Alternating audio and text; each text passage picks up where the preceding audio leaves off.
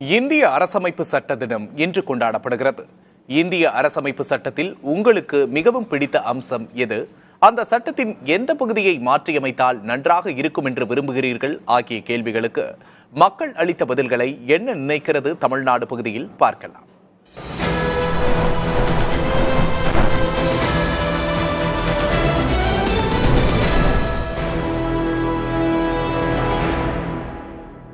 பேச்சுரிமை ஒவ்வொருக்கும் உள்ள ஜனநாயக பேச்சுரிமை. நீங்கள் வழக்கத்திலே சொல்லுவீங்க, அப்பா நான் ஜனநாயக நாட்டில் இருக்கேன், எனக்கு பேச அதிகாரம் இல்லையா அப்படின்னு கேட்பீங்க.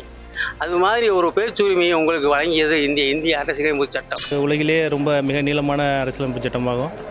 இதில் ரொம்ப பிடிச்சமான இது என்ன விஷயம்னா, நெகிழ்ச்சித்தன்மையும் நீளாத்தன்மையும் ரெண்டுமே உடைய ஒரு சட்டமாகும். பிரிவு 15 சாதியாலோ மதத்தாலோ இனத்தாலோ இது மொழியால் யார் மீது எந்த ஒரு பாகுபாட்டையும் காட்டக்கூடாதுன்னு சொல்லுது. அதான் இந்திய அரசமைப்பு சட்டத்தில் பார்க்க வேண்டிய மிக முக்கியமான பகுதி அதுதான்.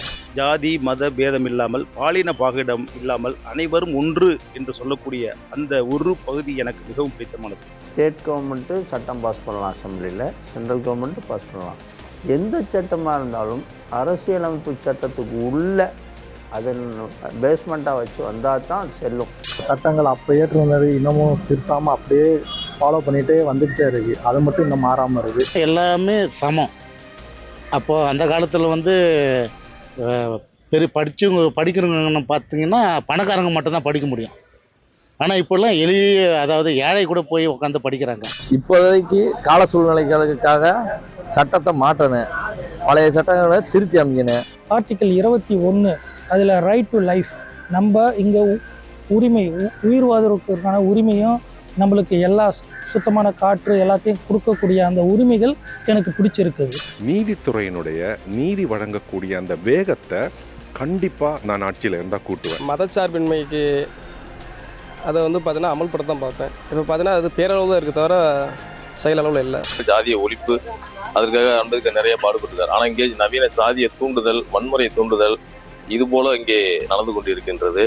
இதையெல்லாம் முழுமையாக மாற வேண்டும். மக்களுக்கு என்னென்ன நீதி எவ்வளோ சீக்கிரம் கிடைக்கிறதுக்கு ஏற்பாடு பண்ண முடியுமோ அதுக்கு தகுந்த மாதிரி சட்டத்தை கொஞ்சம் திருத்தி மாற்ற முடியும். இந்த மத்திய நிதி ஆணையத்துடைய அதிகாரம் இருக்கு இல்லையா, அதை கட்டுப்படுத்தி மாநிலங்களுக்கு நிதி சுயாட்சி அதிகமாக கொடுக்குற அளவில் ஒரு சட்ட திருத்தம் பண்ணணும்.